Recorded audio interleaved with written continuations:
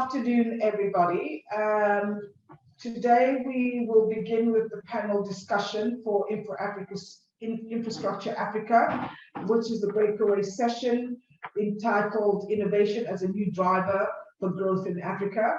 I have the pleasure today of introducing three panelists who have got very diverse and relevant backgrounds with regards to the subject that we will be discussing today.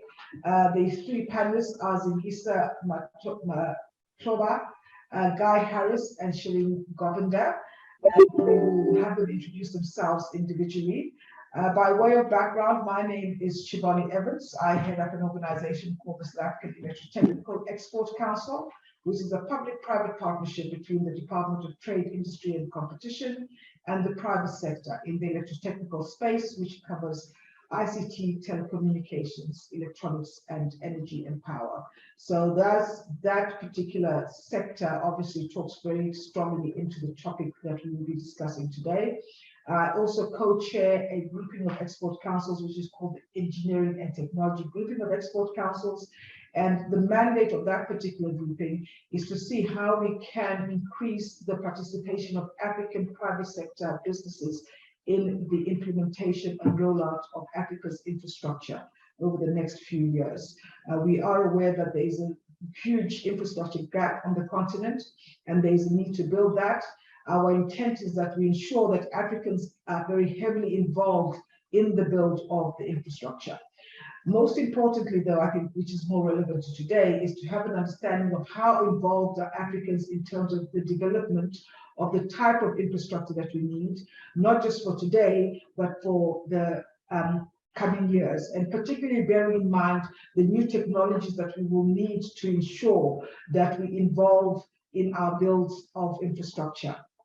Our panelists today will talk to some of those topics, but maybe by way of background, let me begin by just talking to the thought leadership discussion that was hosted by Deloitte at the World Economic Forum in 2016, where they noted that investing in commodities requires building assets that consistently produce depreciating returns.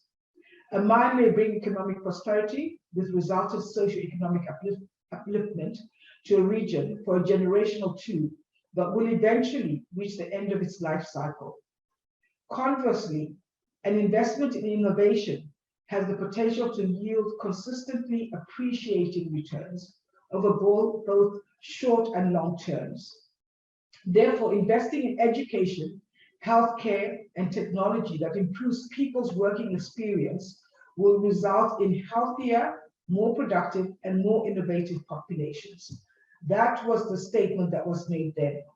What we need to then understand is, do we as Africans take the investment in innovation as seriously as we should? Is there more that we should be doing? And how should we be doing it? Africa's ability to capitalize on innovation as a growth driver is also contingent on deploying not just communication infrastructure, but also our energy and power infrastructure to increase our digital footprint and to ensure that we have a solid manufacturing base on our continent. So, with no further ado, let me start off by introducing our first panelist, Shireen Govinda. Shireen, if you could just maybe introduce yourself, let us know which organization you're from, and maybe just give us a little bit of insight into some of the comments that I've made around the role that Africa should and will play in developing its innovation structure to allow it to support the infrastructure development that we're going to see happening on our continent. Thank you. Thank you, Chiboni, and it's wonderful being part of such an illustrious group of panelists. And I hope to inform your thinking a little bit based on my experience. I'm Sharon Govinda, as you pointed out, and I represent an organization, ICLEI, Local Governments for Sustainability. We are a cities network and support local governments and national governments with policy imperatives and mobilizing finance to implement climate resilience, low carbon, and other sustainability orientated projects from donor agencies, right? A lot of our focus initially focused on policy work and advocacy, but times have evolved to a point now where we are geared towards or pivoting towards action-orientated work, and with that comes, planning for infrastructure projects, and big driver of that is infrastructure finance. Now, I'm involved in energy projects, and a big part of our focus is actually ensuring that the transitions we drive to a more innovative, sustainable future is a just one that does not exclude marginalized groups, women, race groupings, and so on. And so we have to, in our planning, ensure that these groups are included in the delivery of these projects. And how do we do that?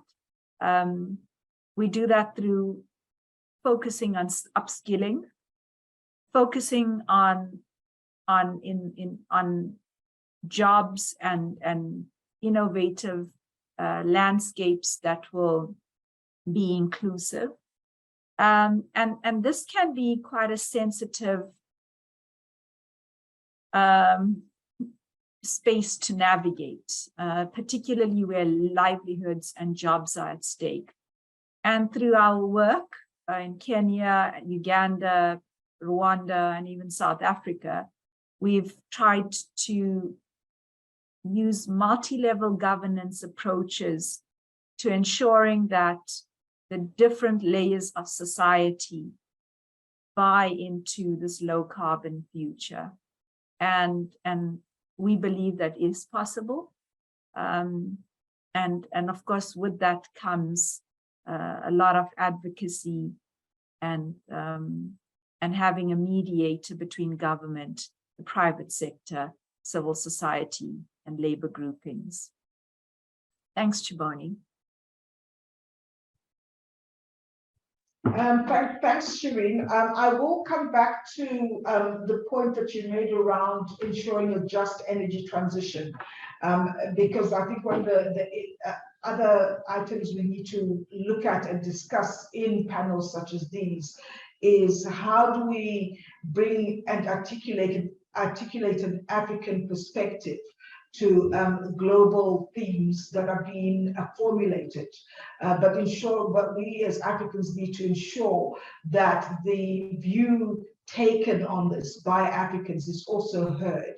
Of particular importance, I think, is understanding how we roll out the just energy transition on the African continent, utilizing obviously the clean sources of energy, but given our need to industrialize rapidly, it is how practical is the requirement for us to use the clean sources of energy.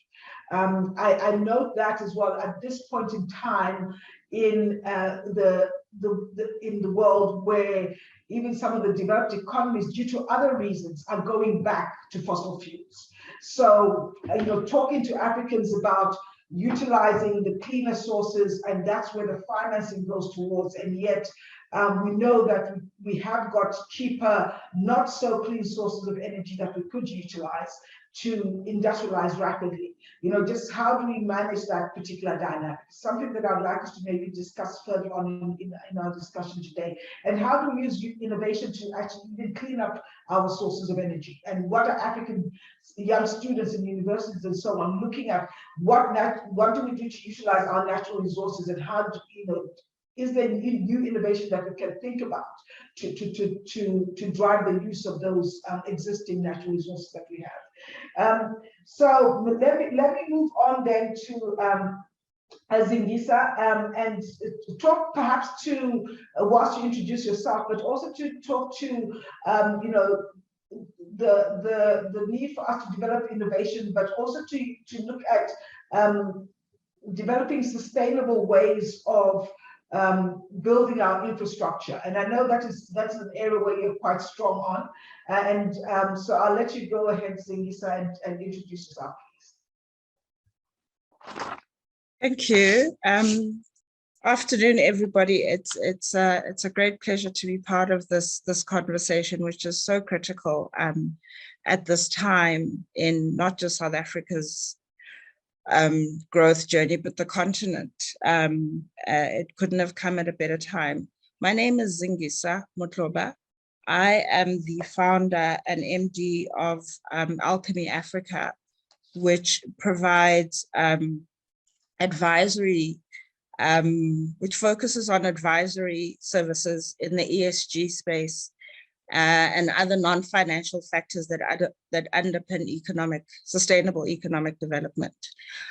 So for me, things like collaborative ecosystems which are, people have always understood PPPs to be centered around infrastructure, but there's additional skills development and particularly in the context of innovation that is needed to support economic growth that should happen in a collaborative space between academia, public sector, and private sector. I mean, when I look at innovation is intended to solve a problem. It's intended to identify creative ways to solve problems, and Africa has its fair share of problems around its economic development infrastructure as well as social infrastructure. And within that context, I guess therein lies the opportunity. And I was grappling with the title of this conversation as is innovation a new driver for growth? I don't know if it's new. Africans have been innovating since time immemorial, but I think how success has been measured has never centered the African experience in that narrative. And so African innovations not having been big bang in the way that it's measured, I think we've often been seen as being behind the curve. I think we have solutioned and survived and thrived despite our setbacks and challenges.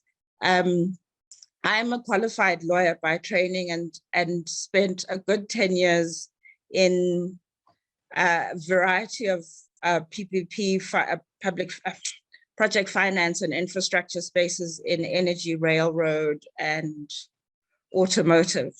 So kind of spanned the scope of that conversation. And I think it was through that journey that I realized that the sweet spot lies in the space between. You can design a transmission line, but if you don't have the underlying conversations around land rights, how the standards that build infrastructure that runs through 3 different or 5 different jurisdictions, what does it look like? Who's going to maintain it? It's those side conversations where the implementation, not for lack of intent, but seems to fall by the wayside. And I like the fact that Sharon was talking about innovative ways to finance, because I think it is not just in the delivery of the solution that innovation needs to happen, but we also need to get creative about how we mobilize finance and private sector skills to support what was previously seen as solely a government challenge, that the delivery of infrastructure is a government problem. And I guess it's in there that the social justice of our transition comes in, the involvement of affected communities and communities and marginalized businesses and societies and communities. And we need to solution, you were saying, sustainably with an Afrocentric eye. So de-aggregating the problem sometimes may be the way we go. We have vast landscapes, rural communities. Our cities are not coping with the rate of urbanization. We have a young population. but yet to our benefit, we have very high digital penetration rates. And so there's an opportunity in that to start to solution in a way that addresses the problem at the source and have people take ownership for what that looks like. So microgrids, etc., are opportunities to drive other sectors. And while we maintain our base electricity generation to underpin manufacturing and industrialization, as you say, because even developed economies are moving back to that which is cheaper, accessible, in order to keep their economies afloat in the midst of geopolitical interactions. But I'm not going to discuss everything now.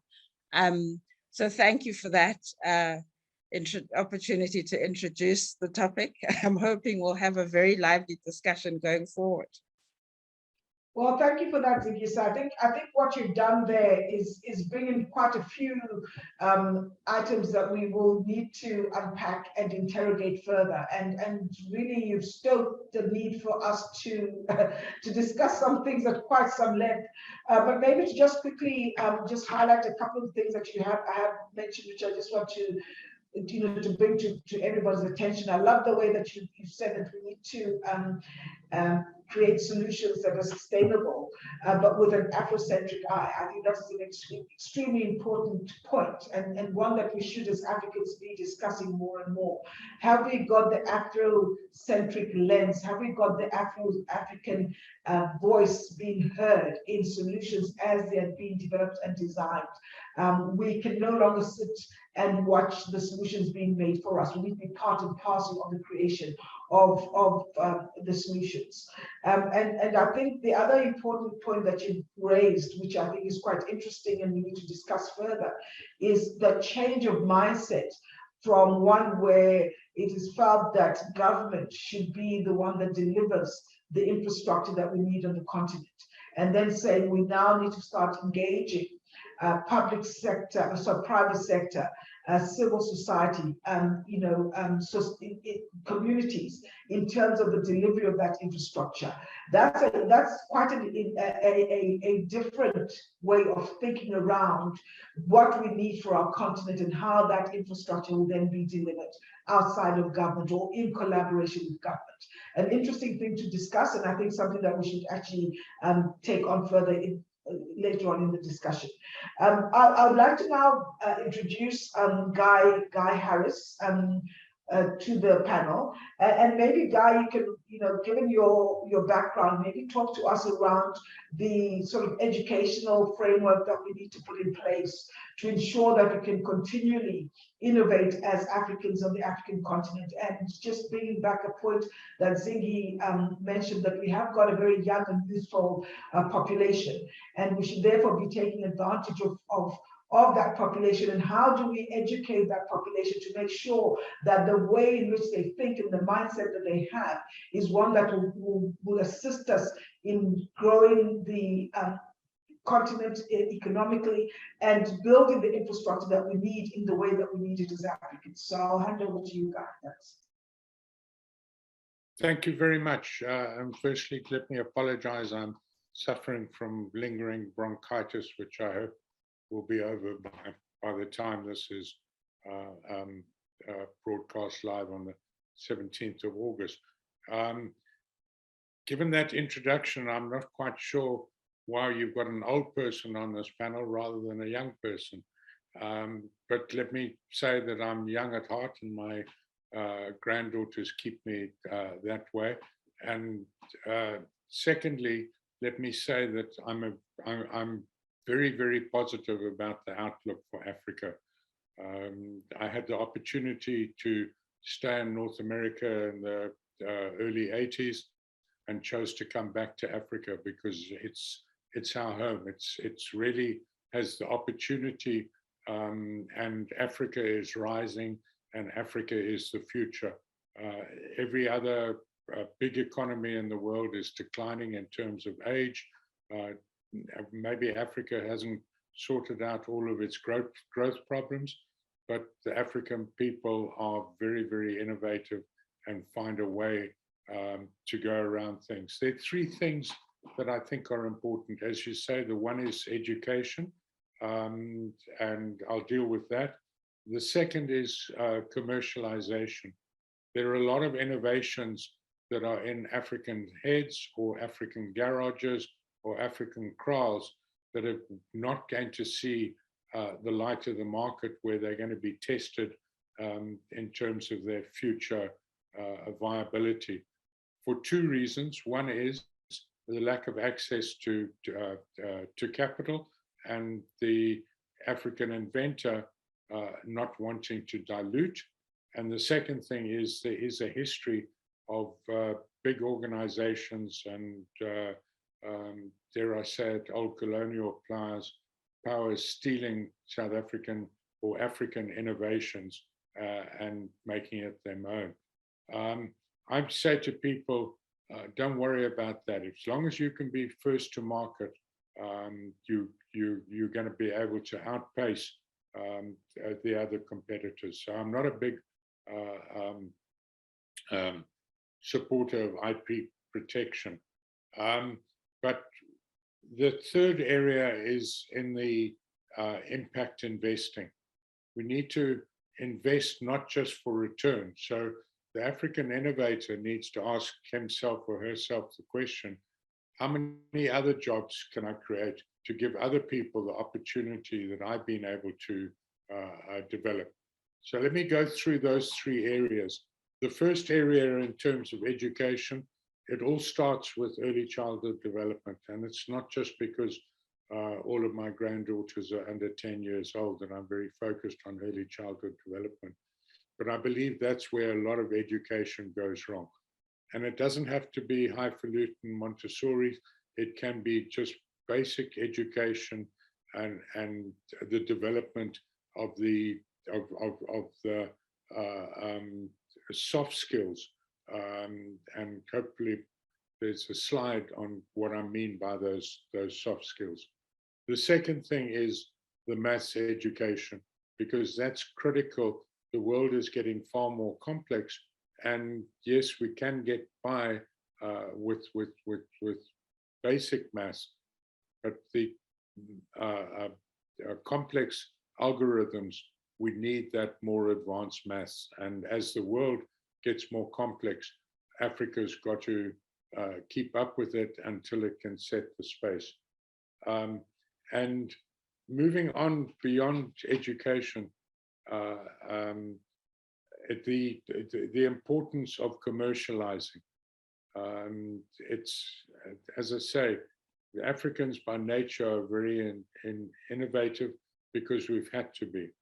By the way, I didn't introduce myself, but let me say, gray hair and glasses, I'm a chartered accountant, but I've had the privilege of working with a lot of organizations, not only in South Africa, but in other parts of Africa.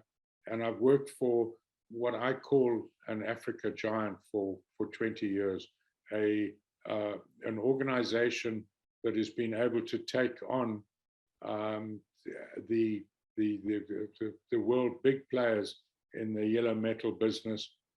Bell Equipment saw a niche in that market and has been able to compete effectively with the Caterpillars, Komatsus, and Volvos of the world.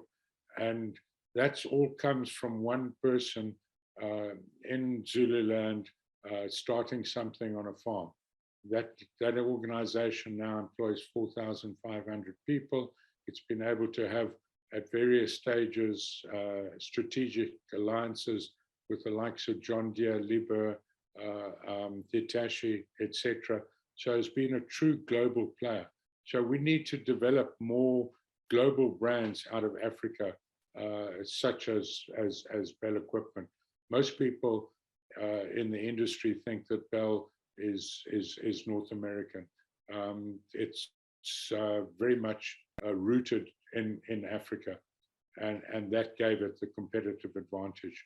I'm now doing a lot of my work around social entrepreneurship, having started life as an accountant at Deloitte, but more on the consulting side, and have been able to get involved in some very interesting global projects as well. Coming back to that commercialization. We need more of our development organizations, the DFIs, to involve themselves in commercialization, because a lot of them look at technology readiness level. A few of them also look at market readiness level, but very, very few look at investment readiness level. And any innovator, any entrepreneur has got to have 3 pitch documents.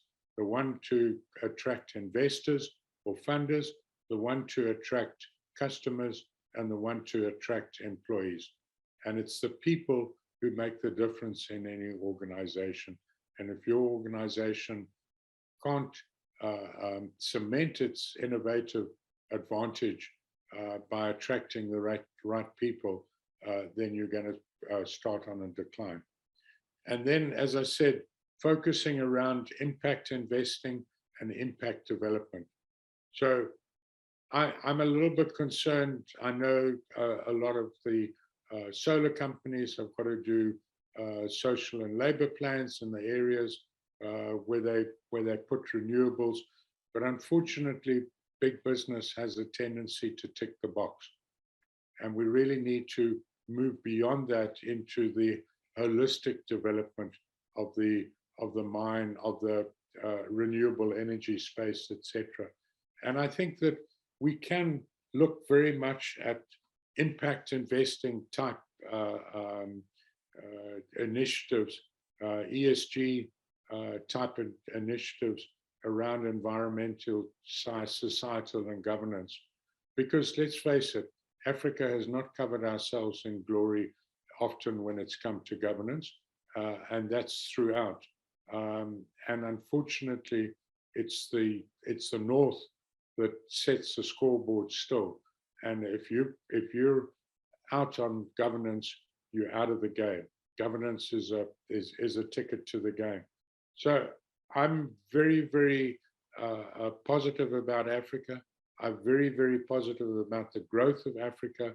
I'm very, very positive about the people of Africa and the ability for us to go and beat the heck out of the Northern Hemisphere eventually by just using our innovation. But we've got to nurture that, and that goes right from early childhood development to postgraduate tertiary education. That's where we've got to be playing, and that's where we've got to use a lot of our innovation. Thanks for having me, and look forward to hopefully some action steps that come out not only of this panel discussion, but of this whole conference.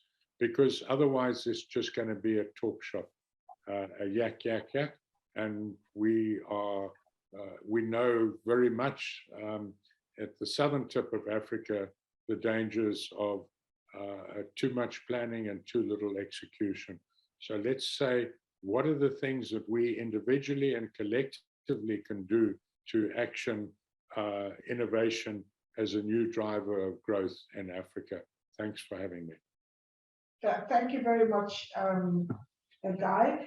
And I think we take your note of particularly the point you made around impact investment and having a more holistic approach in terms of how we develop infrastructure.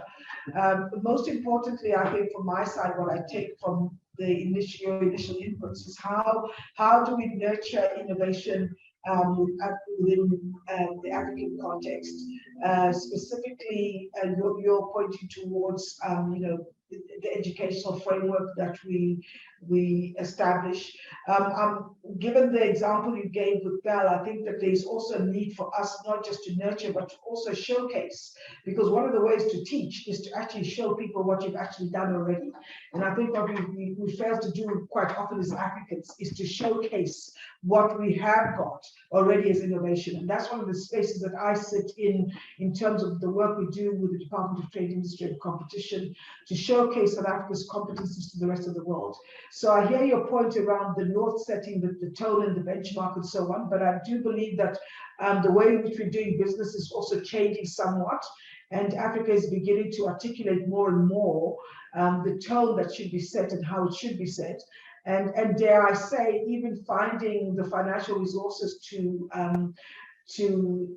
support and build a lot of its infrastructure. So you know, we are still dependent, I think, you know,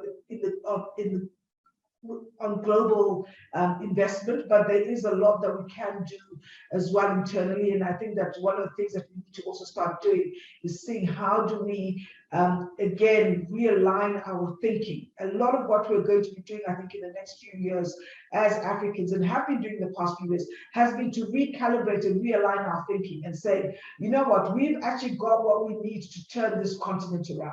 And that started, for instance, with something like the activation of the African Continental Free Trade Agreement, which saw a lot of resistance in terms of, is it really going to be something that can happen? Will it really be implementable, and so on and so forth? And it has happened, and it is taking form. It is beginning to be activated and operationalized in a number of different areas. And there is, more importantly, a genuine belief that it can actually change the way in which we do business as Africans with each other, and indeed with the rest of the world. So just moving forward, I think another thing, Guy, that I would maybe like you to just think about and for us to touch on and discuss is part of the African Union Agenda 2063. They had 15 flagship projects. And one of those projects was the African Virtual and E-University, which looked at creating an open distance learning and e-learning environment for Africans. You know, how do we tap into what is being thought around there to ensure that as we move forward to develop future engineers, future project managers, future business leaders, future owners of companies and infrastructure in Africa, that our educational system, even through something like that, which is articulated through the AU's project, ensures that the thinking of people such as yourselves and people who have been around the world and have an understanding of what we perhaps need to ensure our children are educated on is incorporated into the thinking of the AU. So maybe something that you can just respond to there. Maybe if I can just then go back to Shireen and talk around the funding that we need for infrastructure development, and maybe specifically because you are in that space of funding energy projects and renewable energy solutions. One of the key issues that we come across, especially when we're dealing with the smaller businesses, SMEs and so on, who are trying to build and assist in the build of certain types of infrastructure, is that they don't have access to funding. Guy mentioned it in terms of his introduction, that one of the impediments to innovation has been the lack of access to capital. The funders, on the other hand, when you speak to them, say they don't have good projects. This is a lifelong story. You know, we don't have good projects. We can't get funding. How do we? Are we succeeding in matching the funding with the projects? And are we, more importantly, working towards trying to see how as funders you articulate the requirements that you want from innovators and inventors, to make sure that what they are developing and what they're trying to put together becomes a fundable project or a fundable solution? Chiboni, and you know, as you pointed out, the issue of demonstrating bankability to attract donor finance is a key area and challenge that we have to navigate, because often a small, medium enterprise doesn't necessarily have the resources to demonstrate that kind of bankability through feasibility studies and so on. So, and I think this is where, like, agencies like ours can play a pivotal role in assisting small, medium enterprises through local governments, by the way, to be able to demonstrate small-scale bankability projects, but very important to at some point ensure that those projects initiative graduate into something bigger for meaningful, gainful economic development imperatives. So I think that's the first point that we have to start off with, that how difficult it is to identify projects that meet a lot of finance institution criteria. And you know, here we must be ready to accept this challenge, that there needs to be a lot more support that needs to be directed into the space. And then, but before we start there, in a lot of our work, we've often uncovered that the policy environment for even these small projects to emerge is not conducive. So perhaps an interesting conversation to have simultaneously is assist, for example, local governments to ensure that their spatial development frameworks, their environmental regulatory controls, and also their pipeline of emerging entrepreneurs and local economic development projects are all aligned. And so I also think there's a lot more space or a lot more to explore in the policy space, without spending too much time, of course, with planning and reviewing policy. But this must happen simultaneously for sustainability at the end of the day. But if you unpack the African context, and specifically in sub-Saharan Africa, where access to energy is so low, as low as 40% in certain states, we also have to dwell on opportunities, right, to ensure that rural communities, women, youth form part of this package to fund infrastructure or energy projects, in my instance. And there are success stories. Zingisa, you mentioned previously that Africans are not new to the concept of innovation. We are resilient people, and we've demonstrated innovation, before this has been written to science and things like that.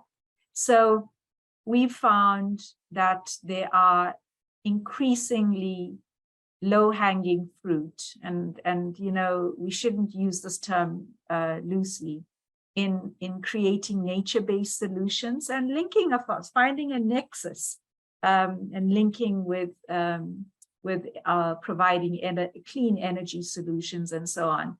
So we've certainly demonstrated through some of our work in the continent how nature-based solutions can drive low carbon energy development, and I think that's a conversation to be had as well. That when we look at innovation, we often think about high-tech, digitized,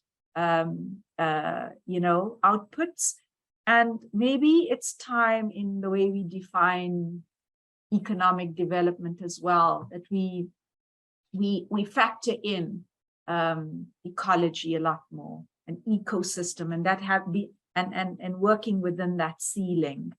And certainly in some of our work, we proved how, for example, clearing a watercourse can yield so many other co-benefits to ensure that communities are sustainable. The issue of biogas in providing clean cooking solutions in Kenya, in Uganda, Rwanda, is starting to, I think, find the appetite of many funders, because they tick so many boxes, and not not in a condescending way, because these we have to ensure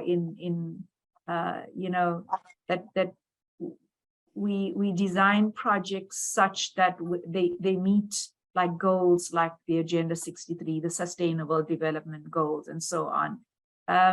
We have to ensure that sustainability at the end of the day. So yeah, Chimobi, there are certain success stories that we certainly need to be showcasing a lot more to inspire growth and scaling up elsewhere on the continent. I don't believe we do that well enough. There's wonderful work happening, in pockets on the continent, and these need to be upscaled, and you only do that through showcasing and communicating this wonderful work. That's not happening at the scale and magnitude that we hope to. So yeah, so funding innovative solutions for Africa needs to be defined broader to ensure inclusive participation. And yeah, it's certainly an area of opportunity that we must grab with both hands, from the organizations that we represent.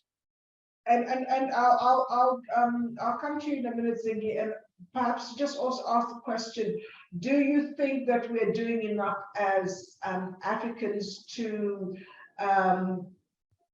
define the criteria that we need to use to support the projects and innovations that are coming through our continent? I mean, you gave the example of Kenya and the use of biofuels and biogas for cooking, and that is now receiving acceptability.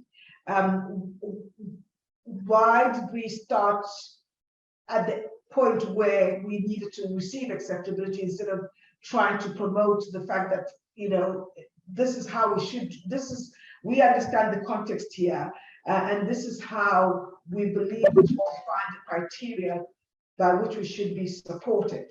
How do we more and more as Africans begin to convince the world that our voice actually has substance and should be listened to from the outset, and not only after we've proven ourselves?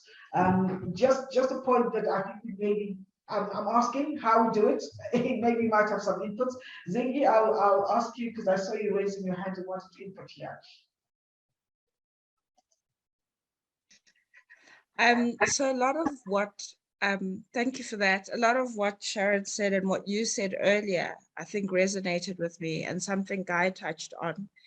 And I'm hoping that I'll speak to the question you've just raised. So when I worked at the Bureau of Standards, the then president of ISO, who was a Canadian man who then handed over the baton to a Kenyan, who was the first African president of ISO in its 75-year history. He always used to say, if you're not sitting at the table when the rules are being written, somebody's going to write the rules for you. And I think what we've missed is that even in the ESG standards, which hold so much weight in project funding, in the project funding checklist, those standards are written on a collaborative and voluntary basis, and we do not participate in the rooms where those documents are written. It may be partially part of our DNA. So Africans by nature we speak in soft tones, and we're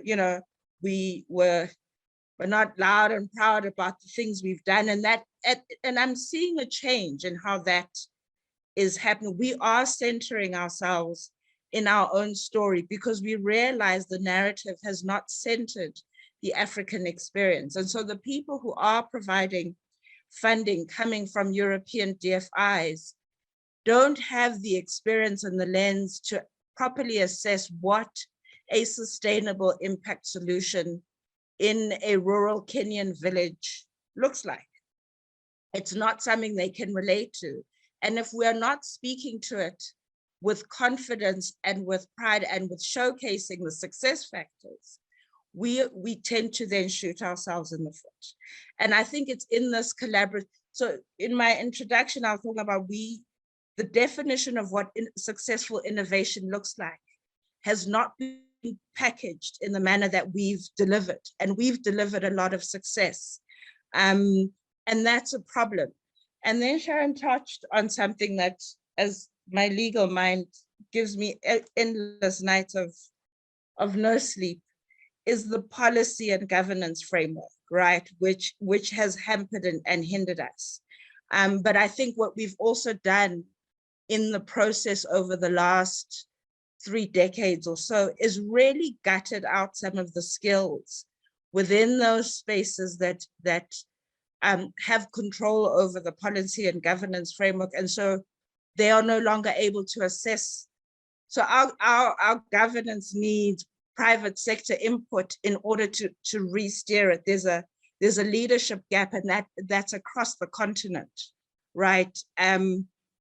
So even when, with the best of intentions, you want to approach it, there's a lack of understanding of which lever to move first in order to support the initiative, whether it's around spatial planning, access to land, lower requirements for registration for SMEs, different assessments in terms of viability, understanding of the project, and those filters. I think what we've done against ourselves is really gutted the leadership and the skills base in the spaces that act as gatekeepers for SMEs to thrive.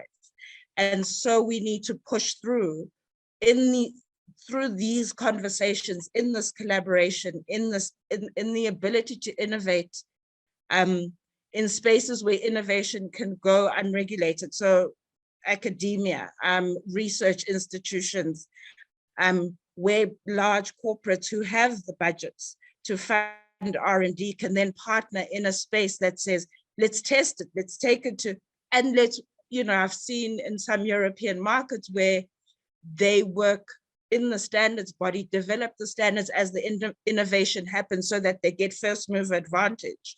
And as you test it and tweak the prototype, you adjust the standard, and then immediately yours is the thing that gets adopted. And this is where the CFTA provides a platform for us to bring into the market products that Africans would understand, where there is adequate human capital to take it up and make it successful, in that it becomes a norm. And the same way that Asian markets have sold to other Asians in order to, we can survive just selling to ourselves. We have that capacity, which we need to utilize more, but telling our stories and telling them loud and proud is something that is very low-hanging fruit, but so important in inspiring younger people, but also allowing us to see our own potential in a different way. Thank you so much, Ziki, for that. Just perhaps coming to a point that you made earlier in your introduction, where you mentioned the fact that Africans, we need to start to learn to deliver infrastructure as private sector, or to include private sector in the delivery of infrastructure, and not just leave it as a challenge for government. And perhaps maybe what we should be thinking about and articulating or putting forward a lot more is that the involvement of private sector is not just at an implementation stage of infrastructure development, but more at the design stage, the policy frameworks, process and articulation of policy stage. Private sector should be involved there too, right from that beginning, in those initial stages, which is where we might be missing a trick. You give the example of, involving private sector individuals in organizations or institutions such as your bureaus of standards and so on, are we engaging private sector at that stage sufficiently? Or not, and not just that is, but it's also the other thing that, because I work very much between public and private sector, and I'm always saying for private sector, you also need to put your hand up. You can't always be waiting for government to call you in. You've got to be saying we're here and we have a voice and we need to give inputs as well. So I think there's a lot of that needs to happen. Having Africans beginning to center themselves in their own stories is something that it's so pleasing to hear, that we are beginning to understand that we need to accept that we have not done that sufficiently, and we need to start doing it. And I always give the example of in the north, I have quite a lot of connections with the United Kingdom. And in the UK, a village, if you say I come from a village, you are an extremely wealthy person. Because villages over there are, that's the place to live, in the village. If you come from Africa and you come from a village, you're quite poor. So it's the exact opposite. So it takes us and this is a very small example.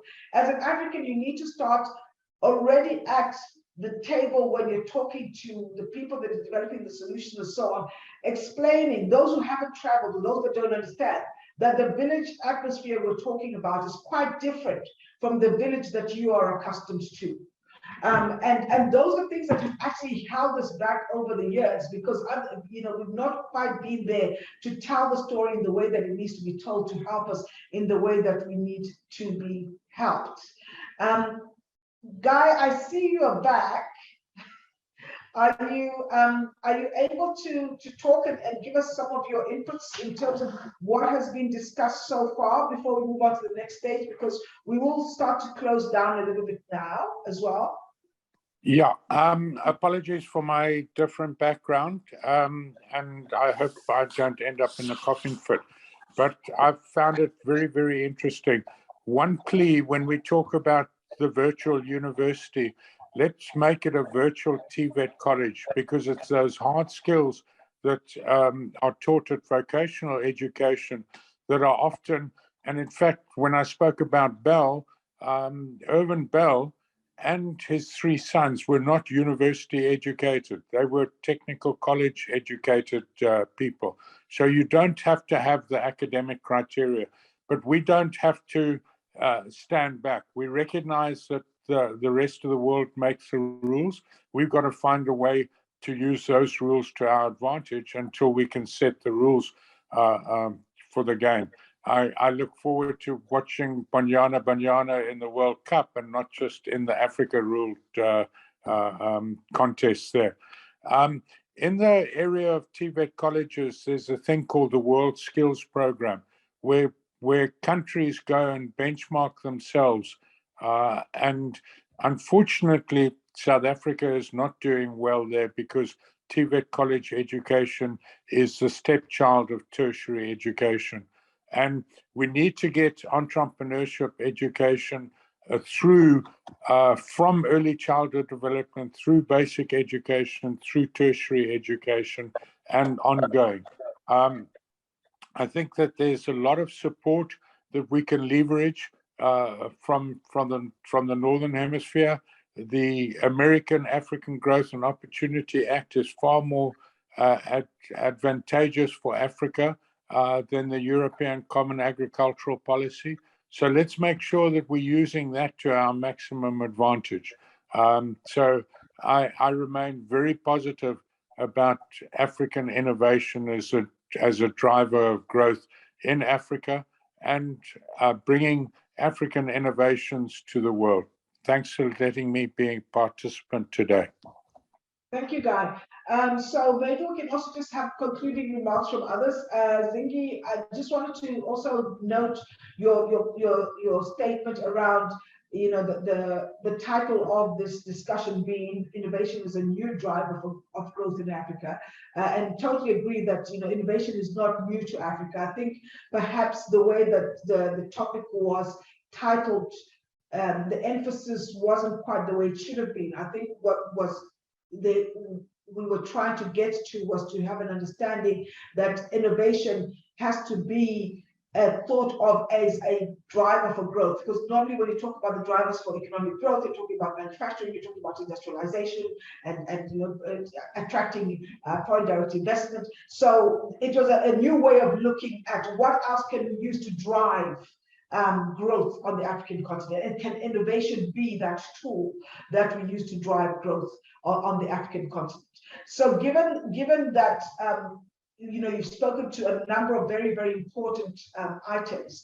In closing, if you had to, you only have that one tool, which is utilizing innovation to grow your African continent and the economies of Africa, what would you do and how would you do it? I'm putting you on the spot here. Collaborate, collaborate, collaborate. Partnership, partnership, partnership. I think right at the beginning, you said, as Africans, we have, as a collective, everything we need to unlock our own potential. South Africa has advanced banking systems.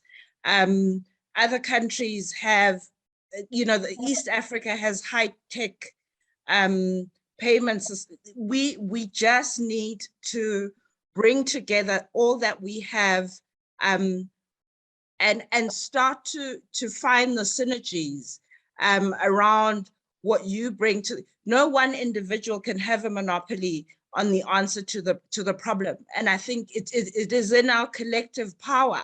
It is in finding the common denominator between us, because Africa's success is for all of our benefit, but our challenges look similar. I mean, that's the one thing that we can all find commonality around, is that our problems look similar. The villages, the dynamic of the village, our colonial past, we have things that unite us more than the things that divide us. And it is in that coming together that I think we would innovate quicker, faster, commercialize, find the impact that Guy was talking about, that impact investing, actually in bringing in private sector, is to say it is no longer a CSI thing, that you cannot survive as a corporate on islands of prosperity in a sea of poverty, that in order to sustain the economic factors that will drive growth for your investment, is you have to be invested in the sustainability of the markets in which you operate. It's people, it's the social cohesion around those aspects. So for me, collaboration, collaboration, collaboration. Thank you so much. It's very important that we are now beginning to say and state that it's actually a business imperative to invest in sustainability of the areas in which we operate. And it is not I've always had an issue and a challenge that it's been part of your CSI or your your so-called responsibility. It's an imperative, and I think we see that in other areas, even in things now where the world is saying it's an imperative that we utilize and we invest in renewable and clean sources of energy. It's if we're going to survive as a planet, we need to do this. Shireen, obviously that's one of the areas which is your key area of strength. Guy did mention before that the development financial institutions need to be involved more in innovation and innovation innovative solutions. I do note that we're talking on a very important point that you made, that innovation doesn't always necessarily talk to technology. And I think that's something that we also need to move away from, to say, we're looking at new innovation, looks at new ways of doing things, looks at different ways of doing things. And by that definition, who we are and how we present ourselves to the world as Africans is an innovation in itself, because we're saying we're coming with a different way of thinking here. And you need to actually start listening to our revised and new way of doing things. So how do we better articulate what we want for our continent to make sure that the funders continue to want to invest in this continent, not because the continent is, and I'll use these words very advisedly, it's not because the continent is a charity case, but because genuinely, there is a need to develop this continent and this part of the world together for the benefit of the global economy, because Africa is the next frontier. It is the fastest growing economy. Everybody is looking to invest in Africa. How do we make sure that as Africa, we guide this investment in a manner that benefits not just those that are coming in to invest, but the Africans themselves who will remain in this continent and who we want to retain in this continent? Yeah, thanks, Chiboni. Wonderful, wonderful points. I think part of the challenges with attracting donor funders is not having the ability to showcase our offerings, our opportunities as well as we should. And I mean, Africa has an abundance of natural resources. We have glorious sunshine, and these are, catalysts for, in the sector I work in, for clean, renewable energy. But the other challenge, Chiboni, with how we hunt innovation and driving an economy based on that is the skepticism, the fear of job loss and job insecurity and all of that. And here I believe what we should be doing more of is also looking at a bigger chain, a value chain. So where it deals with, for example, solar energy, you look at its entire value chain and assure that labor market that there are opportunities to mine minerals for batteries and manufacturing solar components and all of that. And, in that sense, we address the job security point of view. And, so that's important and must happen, that looking at an entire value chain, and not just, and in doing so, we look beyond borders, that we regionalize this, because we may not necessarily find what an entire value chain within a country. So we look at this, from a regional context. And here, and this is where I think that this would really be lucrative also for international donor funders who have this obligation to fund low carbon economy projects, right?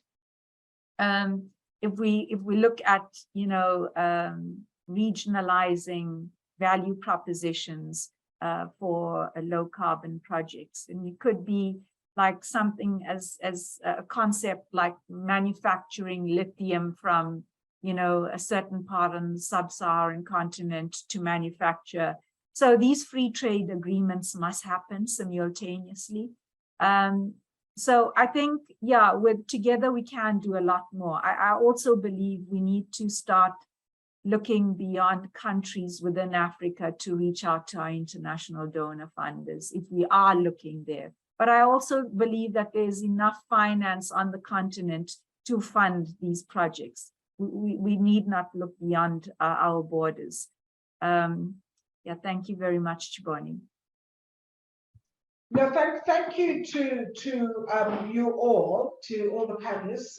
Guy, it's a shame that your technology failed you somewhat through this, but we're glad that you could join us when you could.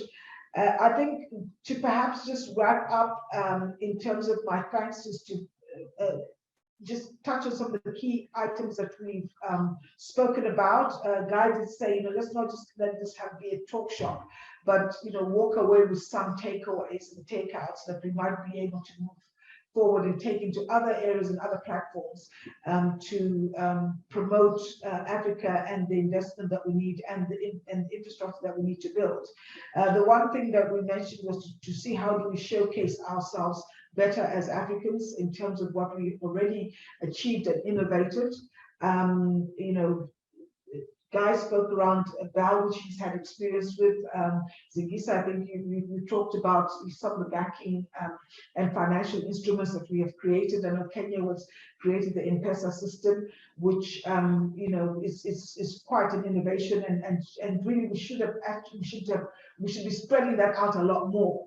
And even the way that we do payments on the African continent, and that we've used our payment mechanisms because we were brave enough to do what we did with things like paying using our cell phones, well before others began to do that, and because that's something that works for us. And if you go to other parts of the world, you go to Europe, very few people send money on their phones. But in Africa, it is a standard, and we should not be ashamed to say that. Well, that's the way we do business here. That is how, and we're quite comfortable that financial structure works, and it works well for us because it's useful. The other point is one to note of continual and increased collaboration. As Zingisa said, collaborate, and more importantly, to include the private sector at all stages of our infrastructure development and build, right from the beginning stages, from setting standards, from designing projects, all the way through to implementation. So that collaboration and the mindset change from us moving away from thinking that government is the sole person or institution responsible for building our infrastructure, but we too have a role to play as private sector in building that infrastructure. The third thing is to look at the skills and education for the future. And that this must be when we're developing and designing those platforms for the skills for the future, the education for the future, it must be more of at a technical and vocational level as opposed to more the academia and university style of education. I think that's a very, very important and valid point. As Africans, I think we always we need to throw our paperwork and credentials around, and there's a lot of value in terms of the experience and the hard skills. And if you look at some parts of the world, as I said, I've got quite a lot of experience in the United Kingdom. The people who use their hands, the builders, they're the ones that are making the most money. And in this part of the world, to be a builder is frowned upon. We need to be our accountants and our lawyers. Nothing against those, but that's what we push our children towards. But we actually need to begin to say to our children, having a skill of being a construction worker, an engineer, one that goes up, for instance, a windmill tower and fixes those windmills. That's the future. You need to have that skill to fix that wind blade. Yes, we will have our accountants and our lawyers and so on, but we need to also start looking at those other finer skills which take us into the future. And then looking more as well at how do we leverage the instruments that we've already developed in Africa, such as the African Continental Free Trade Agreement, to bring in the required investment for the projects that we're looking at, the low carbon economy projects, as you say, Shireen, but those that will also benefit us, not just at a country level, but more at a regional level. How do we create those regional projects as well? I think that's something as well that we need to start looking at a little bit more, thinking about now for implementation, obviously down the line, but also when we're thinking about that now, to say, how do we articulate ourselves, bring ourselves to that table, as Zingi says, so that our voice is heard. We are actually crafting the guidelines and the criteria. We are part and parcel of that, because that infrastructure is being built on our continent. So it only makes sense that we are part and parcel of the discussion as to how we not just design it, develop it, but also fund that infrastructure. So, gentlemen, I know you're not with us, Guy, but thank you very much for being a part of this. Shireen and Zingi, thank you very much for your inputs. And we will see you on the 16th again, 17th again for the question and answer session, and all the best for the rest of the day. Thank you very much. Thank you.